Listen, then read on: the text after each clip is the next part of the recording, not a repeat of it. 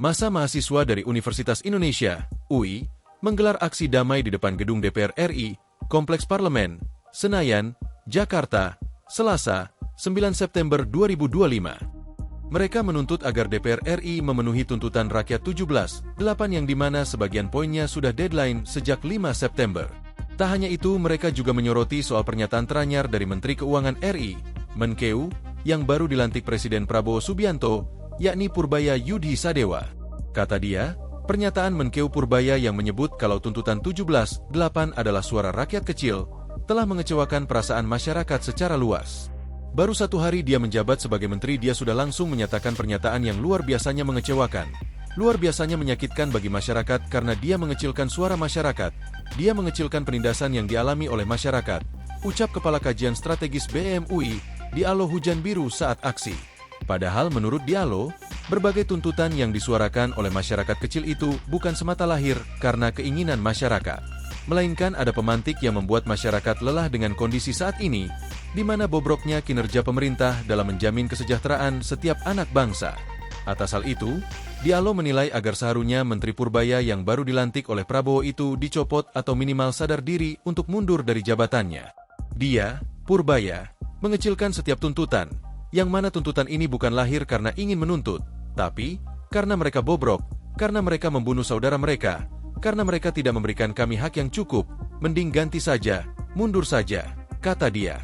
Sebelumnya Menteri Keuangan baru pengganti Sri Mulyani, Purbaya Yudhi Sadewa, ditanya soal 17/8 tuntutan rakyat yang masih ramai digaungkan publik di media sosial. Purbaya mengaku ia belum mempelajari soal 17/8 tuntutan rakyat.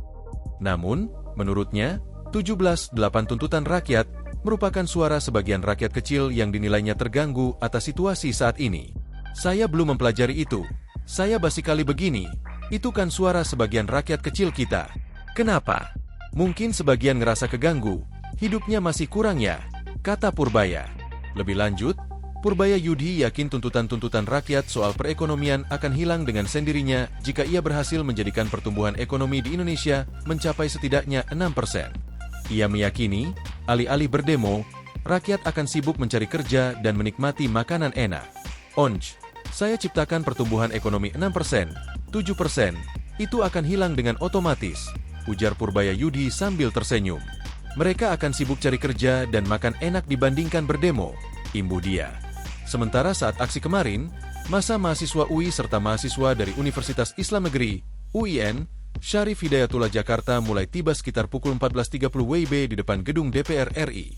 Secara garis besar, mereka menuntut agar DPR RI memenuhi tuntutan rakyat 17/8 yang dimana sebagian poinnya sudah deadline sejak 5 September kemarin.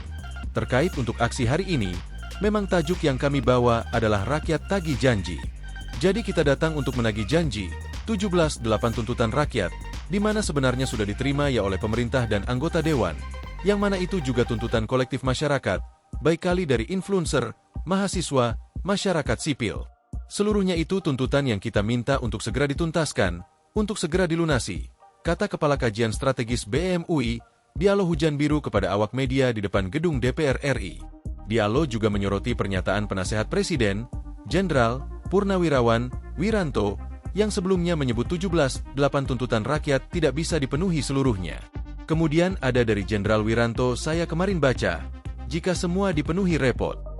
Enggak usah bernegara, Pak, kalau repot, banyak orang yang lebih kompeten dari Anda, tegasnya. Sebelumnya, Presiden Prabowo Subianto resmi melantik Purbaya Yudhi Sadewa di Istana Negara, Jakarta, pada Senin, 8 September 2025, sore bersama 3 menteri lainnya dan 1 wakil menteri. Menteri pertama yang dilantik adalah Purbaya Yudhi Sadewa. Dia menggantikan Sri Mulyani sebagai Menteri Keuangan.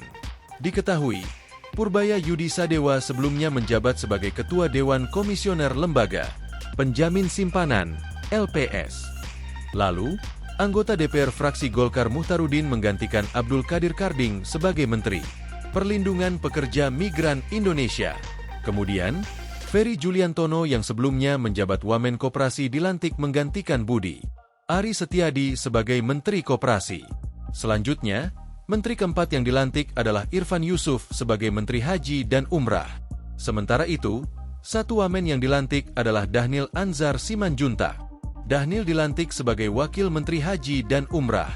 Download Tribun X sekarang, menghadirkan lokal menjadi Indonesia.